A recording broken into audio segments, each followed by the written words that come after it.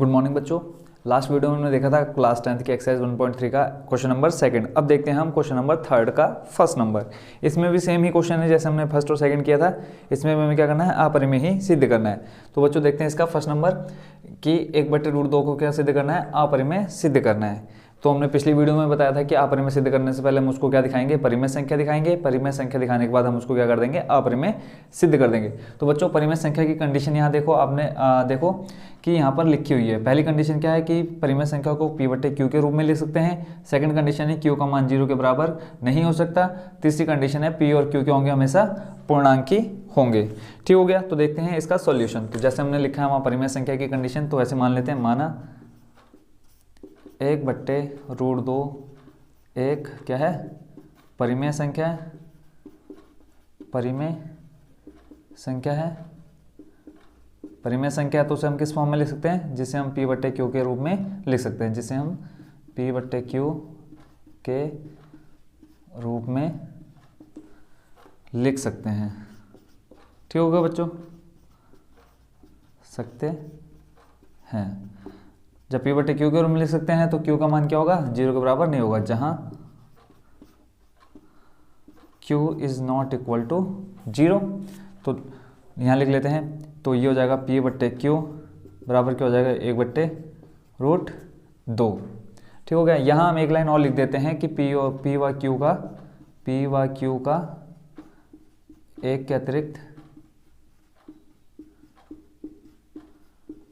अन्य कोई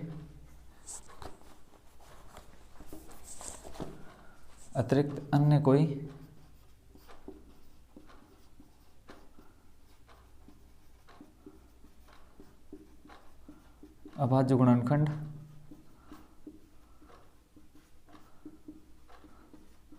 नहीं होगा। ठीक, क्योंकि देखो अगर p/1 के अतिरिक्त कोई और अन्य अभाज्य गुणनखंड आता है तो क्या हो जाएगा, अपरिमेय संख्या हो जाएगी। पर हमें क्या दिखाना है, पहले परिमेय सिद्ध करना है। ठीक, जैसे भी हमने माना है वैसे लिख लेते हैं हम। p/q बराबर 1/√2। √2 डिवाइड में है, क्रॉस मल्टीप्लाई करेंगे तो क्या आ जाएगा, ये हो जाएगा √2 p बराबर q। ठीक, तो यहाँ हम सेम पहले की तरह लिखते हैं, दोनों और क्या करने पर, दोनों और वर्ग करने पर। वर्ग मतलब होता है बच्चों स्क्वायर। ठीक, घात में कितना आ जाएगा, 2 आ जाएगा। तो क्या हो जाएगा, √2 p की घात 2 बराबर q की घात में 2 q²। जब √2 p का स्क्वायर करेंगे तो √2 का स्क्वायर क्या हो जाएगा बच्चों, 2, और p का स्क्वायर हो जाएगा। ठीक, ऐसे ही ये हो जाएगा q²। यहाँ हम देख रहे हैं q² का भाज्य गुणनखंड कितना है, 2। सेम फर्स्ट क्वेश्चन की तरह लिखेंगे, q² का भाज्य गुणनखंड, q² का अभाज्य गुणनखंड कितना है बच्चों, 2 है। तो q का भी कितना होगा, q का भी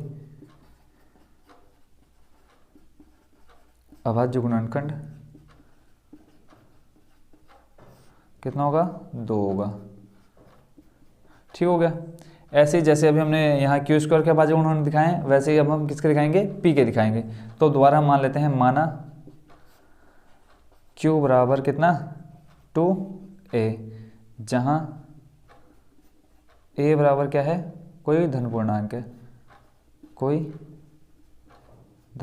है। ठीक हो गया। तो अब फिर यहाँ दोनों और क्या करने पर, वर्ग करने पर, दोनों और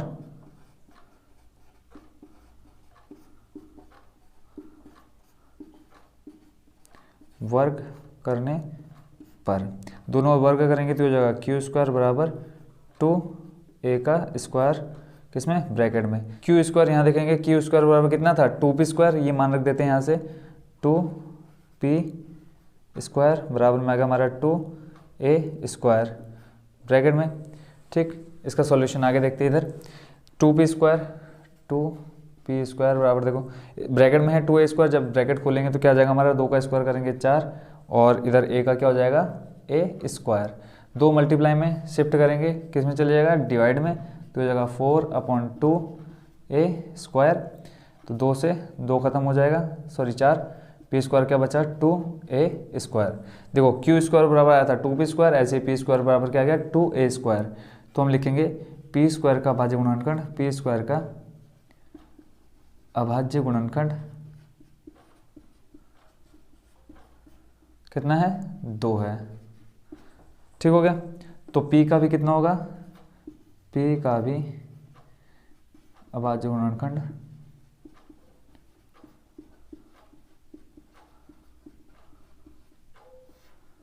2 ही होगा।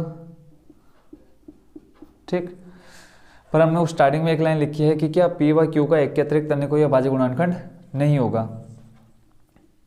एक बार और हम यहाँ दिखा देते हैं P और Q दोनों के लिए। तो P और Q दोनों के अभाज्य गुणनखंड, दोनों के अभाज्य गुणनखंड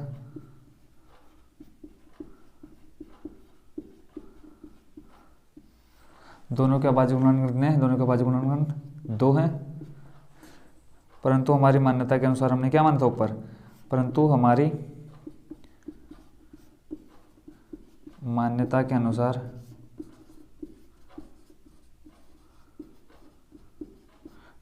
अनुसार P व Q का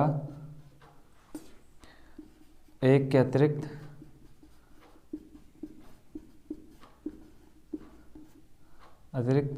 अन्य कोई अभाज्य गुणनखंड नहीं हो सकता, अन्य कोई अभाज्य गुणनखंड नहीं होगा।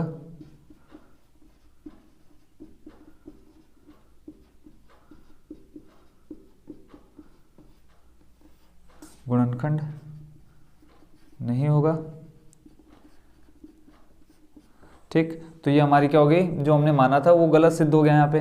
अतः क्वेश्चन था हमारा 1/√2, अतः 1/√2 क्या है, एक अपरिमेय संख्या है।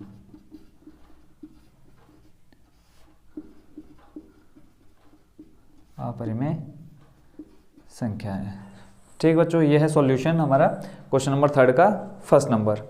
ठीक, अब देखेंगे हम इसी का सेकंड नंबर। सेकंड नंबर है हमारा क्या, 7√5 क्या है, एक अपरिमेय सिद्ध करना है, अपरिमेय संख्या सिद्ध करनी है। बच्चों हमने पिछली वीडियो में बताया था कि अपरिमेय सिद्ध करने से पहले हम क्या दिखाएंगे, परिमेय सिद्ध करेंगे।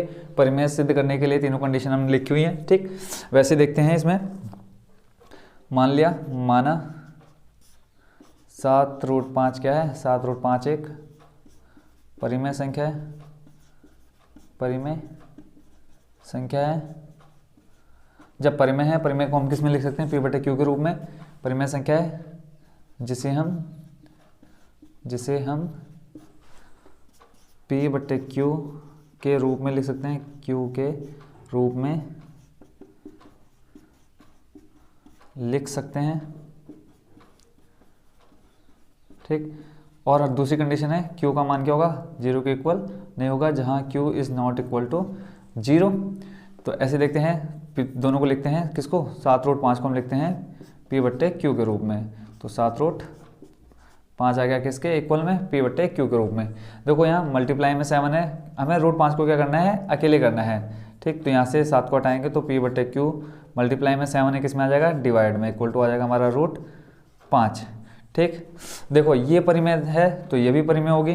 ठीक, लिखते हैं P/7, Q क्या है, परिमेय संख्या है, परिमेय संख्या है।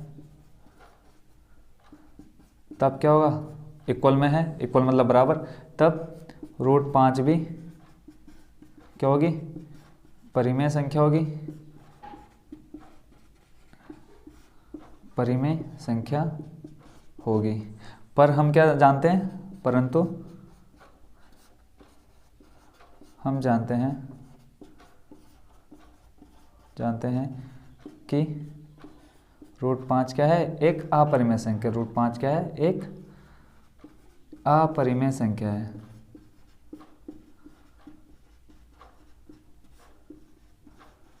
जब ये √5 क्या है, √5 क्या है, अपरिमेय संख्या है, तो ये भी अपरिमेय संख्या होगी। जब ये अपरिमेय संख्या है तो जो क्वेश्चन है हमारा वो भी क्या होगा, अपरिमेय होगा।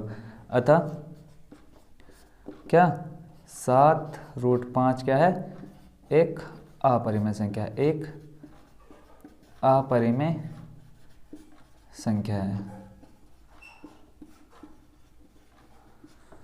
ठीक, आइए बच्चों देखते हैं हम इसी का क्वेश्चन नंबर 3 का थर्ड नंबर। क्वेश्चन हमारा 6 + √2 क्या सिद्ध करना है, इसको अपरिमेय संख्या सिद्ध करनी है। अपरिमेय सिद्ध करने से पहले हम इसको क्या दिखाएंगे, परिमेय दिखाएंगे। ठीक, परिमेय संख्या की तीनों कंडीशन लिखी है, वही कंडीशन यहाँ हम पहले लिख लेते हैं। तो माना 6 + √2 एक क्या है, परिमेय संख्या है, एक परिमेय संख्या है, परिमेय संख्या है। तो जिसे हम किसके रूप में लिख सकते हैं, जिसे हम P/Q के रूप में लिख सकते हैं।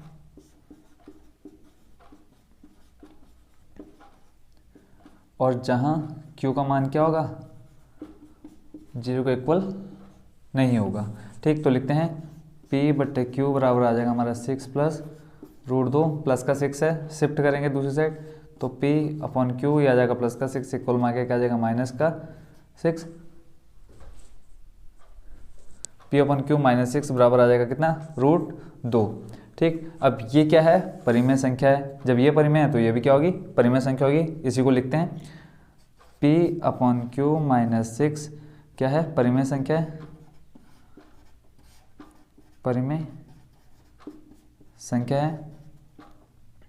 तब क्या होगा, जब ये परिमेय है तो बराबर, ये दोनों एक दूसरे के बराबर है, तो यानी तब क्या होगा, √2 भी परिमेय संख्या होगी।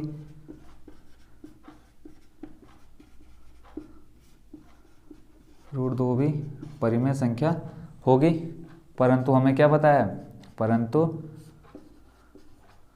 हम जानते हैं कि √2 क्या है, √2 एक अपरिमेय संख्या है।